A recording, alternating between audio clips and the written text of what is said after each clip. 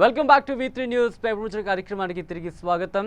ఈరోజు ప్రధాన వార్తాపత్రికలు వచ్చిన ప్రధాన వార్తల గురించి ముచ్చటించుకుంటూ వార్తకి ఎటువంటి హడావిడి లేకుండా మీకు మరింత చేరువ చేసే దిశగా V3 న్యూస్ ప్రారంభించినటువంటి పేపర్ ప్రచురణ కార్యక్రమంలో మనతో పాటు ఉన్నారు శ్రీనివాస్ గారు. సార్ వెల్కమ్ టు పేపర్ ప్రచురణ కార్యక్రమానికి.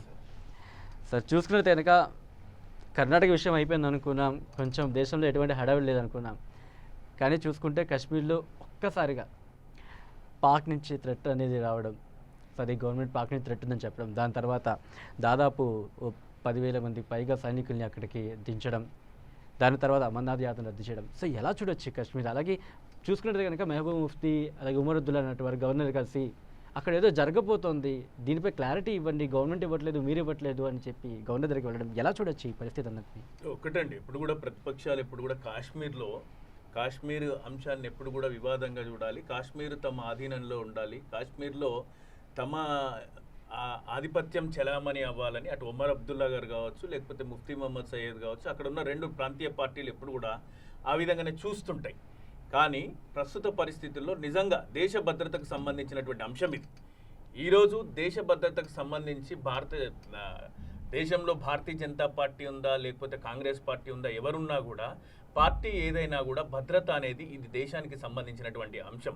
ఇందులో మనము అక్కడ అమర్నాథ్ యాత్ర రద్దు కావచ్చు, లేకపోతే భద్రతా దళాల మోహరింపు కావచ్చు, ఏదైనా కూడా దాన్ని ఆశావహ దృక్పథంతోనే మనం ఆలోచించాలి. ఎందుకంటే నష్టమైతే ఏం లేదు కదా, భద్రతా దళాల మోహరింపు వల్ల అక్కడ ఉన్నటువంటి మనకు వచ్చే నష్టమేం లేదు, లేదా ముఫ్తీ మహమ్మద్ సయ్యద్కి వచ్చే నష్టమేం లేదు, ఉమర్ అబ్దుల్లాకు వచ్చే నష్టమేం లేదు. వాస్తవంగా మనకు అంటే ప్రపంచంలోనే అత్యంత గొప్పదైనటువంటి ఇంటెలిజెన్స్ ఉన్నటువంటి దేశంలో భారతదేశం ఒకటి. నిజంగా వాస్తవానికి మన ప్రజల ప్రాణహాని ఉంది, మన దేశకు అభద్రతా భావంలో ఉంది అనేటువంటి విధంగా భారతదేశానికి ఉన్న సమాచారం పట్ల భారత ప్రభుత్వం అట్లాంటి చర్యలు చేపట్టిందని నేను భావిస్తున్నాను. రైట్. చూసుకున్నది కనుక అంటే నిన్న మళ్ళీ గవర్నర్తో మీటింగ్.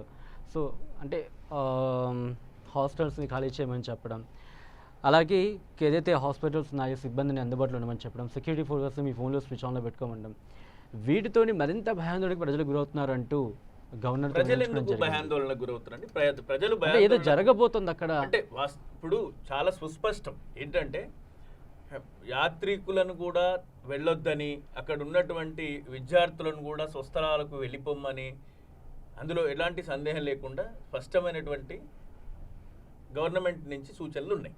ఎందుకు?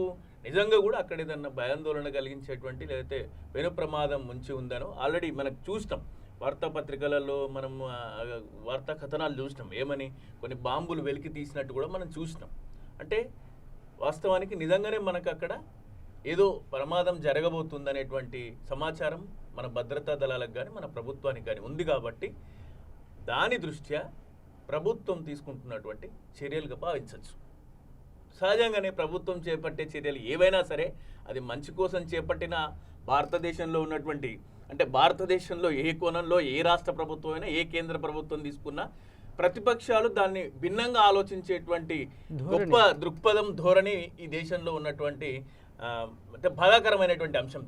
అది భారతదేశం అంటే దేశ స్థాయిలో కావచ్చు, రాష్ట్ర స్థాయిలో కావచ్చు, ఎక్కడైనా కూడా విపక్షాలు కనీసం ప్రత్యామ్నాయం చెప్పకుండా, ప్రత్యామ్నాయం సూచించకుండా, తామైతే ఏం చేస్తామో తెలియజేయకుండా చేసింది మాత్రం తప్పు అనాలి అనేటువంటి ఒకే ధైర్యంలో ప్రతిపక్షాల ప్రయాణం ఈ దేశంలో ఒక 3 దశాబ్దాలుగా కొనసాగుతుంది నాకు తెలిసి.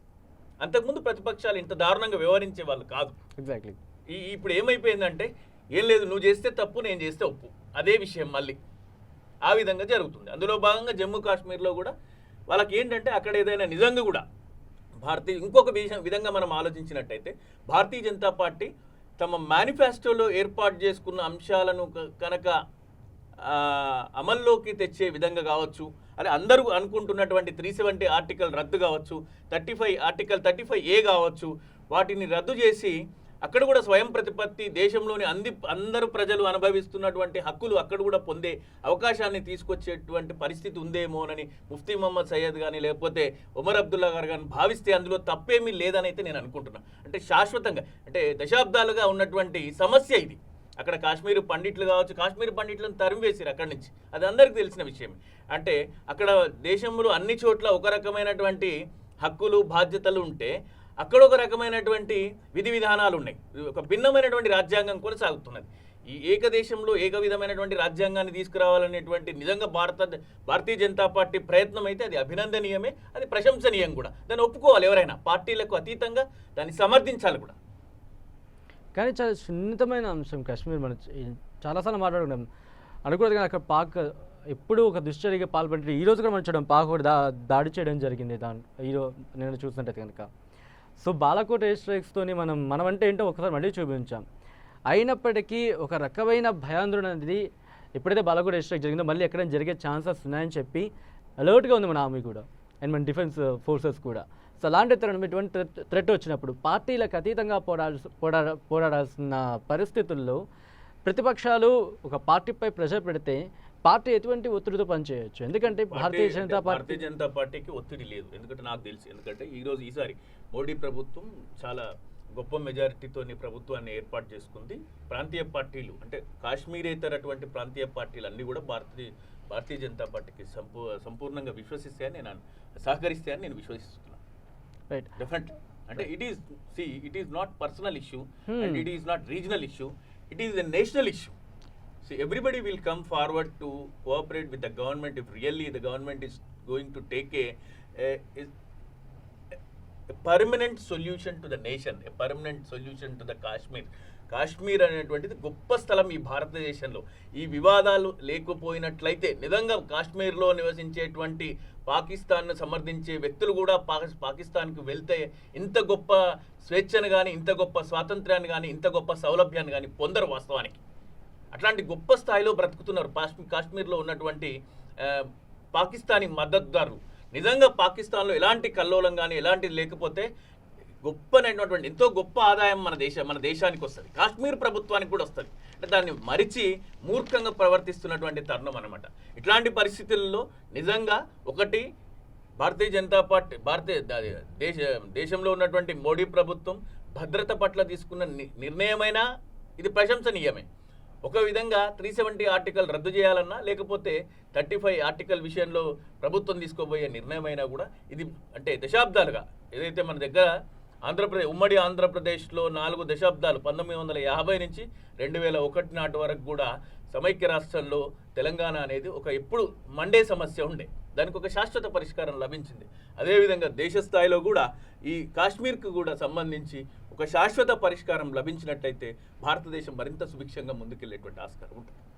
రైట్ సార్, చూసినట్టు మనం కాశ్మీర్ గురించి అంటే గత కొన్ని రోజులుగా ప్రశాంతంగా ఉంది వాతావరణం. అంటే పీఓకేలో కొంచెం అల్లజడి నెలకొన్నప్పటికీ ఒక క్షేత్రస్థాయి చూసుకున్నప్పుడు కొంచెం ప్రశాంతంగా ఉన్న వాతావరణం అదొక్కసారి వేడెక్కిన పరిస్థితి మనం చూస్తున్నాం. సహజం కదా, ఎప్పుడైనా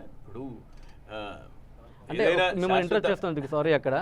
ఎందుకంటే అంటే ఒక పర్యాటకంగా ఇప్పుడు కొంచెం అంటే పర్యాటక సీజన్ ఇది, ఇలాంటి టైంలో ఇలాంటి అలా జరిగితే ఇటు ఆల్రెడీ మన ఆర్థిక ఏదైతే ఉందో కొంచెం సంక్షోభంలో ఉందాం కొంచెం ఈ సమయంలో ఇది కూడా కొంచెం ఇబ్బంది అవుతుంది కదా. సో దీన్ని ఎలా విశ్లేషించవచ్చు? దీన్ని చూడండి, ఒకటి సంక్షోభం, ఆర్థిక సంక్షోభం అనేది భారతదేశానికి అట్లాంటిది ఏం ఉండదు ఎప్పటికి కూడా. ఎందుకంటే భారతదేశం పట్ల ఈరోజు ప్రపంచంలో మరింత విశ్వాసం కానీ ప్రపంచంలో అన్ని దేశాల యొక్క విశ్వసనీయత పెరిగింది. యాక్చువల్గా భారతదేశం అంటే ఒక గొప్ప ఆలోచనకు దారితీసింది.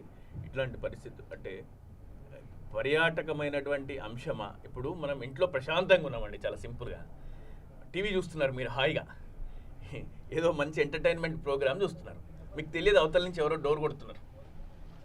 డేస్ అయితే తీయాలి కదా, అట్లా అని చెప్పి నా ప్రశాంతత కోల్పోతుంది నేను డోర్ తీయనంటే కుదరదు కదా. అట్లాంటి చిన్న పరిస్థితి ఏంటంటే చిన్న సమస్య ఇది. దీన్ని పెద్దగా భూతద్దంలో పెట్టి చూడాల్సినటువంటి అవసరం అయితే లేదు.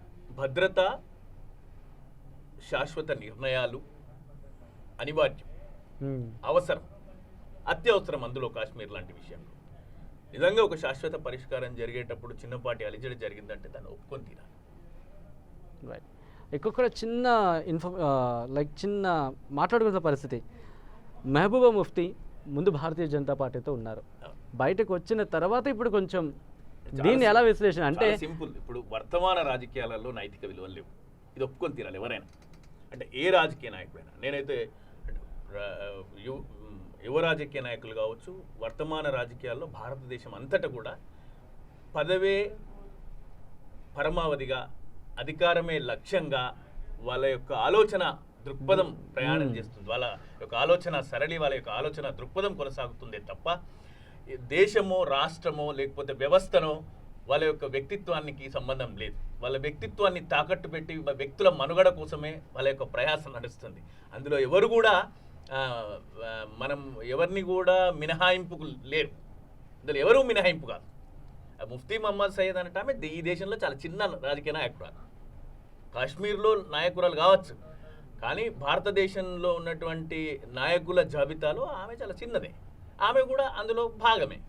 ఖచ్చితంగా తన యొక్క వ్యక్తిగత అస్తిత్వాన్ని నిలుపుకునే ప్రయత్నంలో ముఫ్తీ మహమ్మద్ సయ్యద్ చేస్తున్నటువంటి భాగం ఇది. అంతకుమించి ఇంకేం లేదు.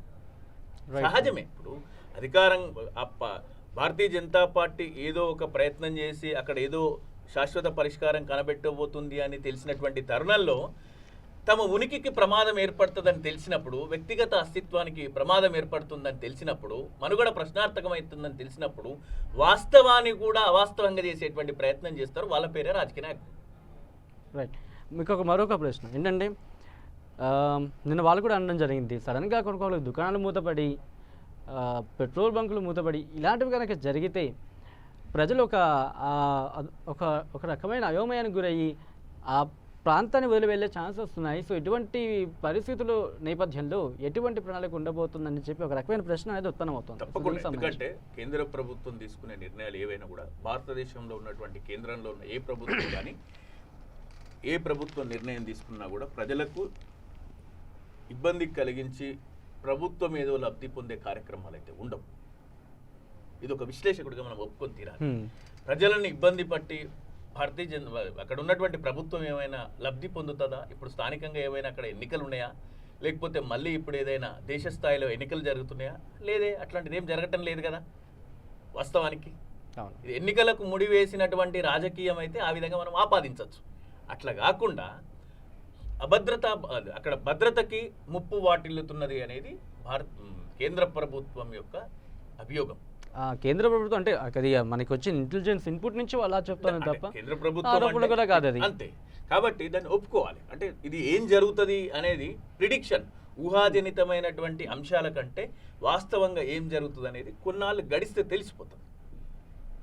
అంటే ప్రభుత్వాలు కూడా ఎప్పుడు కూడా ప్రాణహాని తలపెట్టాలనేటువంటి ప్రయత్నాలు చేయవనేటువంటి విశ్వాసం ఏ ప్రభుత్వం అయినా. నిజంగా ముఫ్తీ మహమ్మద్ సయ్యద్ రాష్ట్ర ప్రభుత్వంలో ఉంటే కూడా ఆ రాష్ట్ర ప్రజలని ఇబ్బంది పెట్టాలనే ప్రయత్నం చేయదు కదా. అంతే. మరి ఆమె ఈ దూరంలోనే ఆలోచించాలి తను కూడా. Right sir, thank you so much sir Srinivas గారు, మీరు మా స్టూడియోకి వచ్చి మీ విశ్లేషణ అందించినందుకు.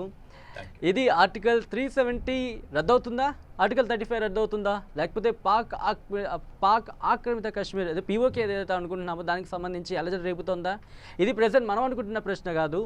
కశ్మీర్లో అక్కడ ప్రజలు అనుకుంటున్నారంటూ ఏదైతే అక్కడ ప్రజెంట్ పార్టీలు ఉన్నాయో వారందరూ కలిసి గవర్నర్ని మీట్ అవ్వడం జరిగింది. గవర్నర్ కూడా వారికి రకమైన హామీ టైప్ మాటలు మాట్లాడడం జరిగింది. అటువంటిది ఏమీ లేదు, మనకు ఒక పాక్ థ్రెట్ అనేది ఉంది కాబట్టి, ఏదైతే అటాక్ అనేది ఒక థ్రెట్ ఉంది కాబట్టి, అంటే దాడి జరిగే ఛాన్సెస్ ఉన్నాయి కాబట్టి ప్రభుత్వం తీసుకుంటున్న చర్యలు ముందస్తు చర్యల కింద చెప్పుకోవచ్చు తప్ప ఎటువంటి ఇబ్బందికర వాతావరణం లేదు. ఒకవేళ అలాంటిది ఏమైనా ఉంటే కనుక తగిన చర్యలు తీసుకుందాం అంటూ ఆయన ఒక హామీ రకమైన మాటలు మాట్లాడడం జరిగింది. సో ఇది ఈరోజు పేపర్ ముచ్చట కార్యక్రమం ఆర్టికల్ 35A. అలాగే వివిధ దినపత్రికలు వచ్చిన వార్తలను ముచ్చరించుకున్న సందర్భం అన్నమాట మనకిది. సో రేపటి పేపర్ ముచ్చట కార్యక్రమం మళ్ళీ కలుసుకుందాం. అంతవరకు చూస్తూనే ఉండండి V3 న్యూస్, లక్ష్యం సమాజహితం. నమస్కారం.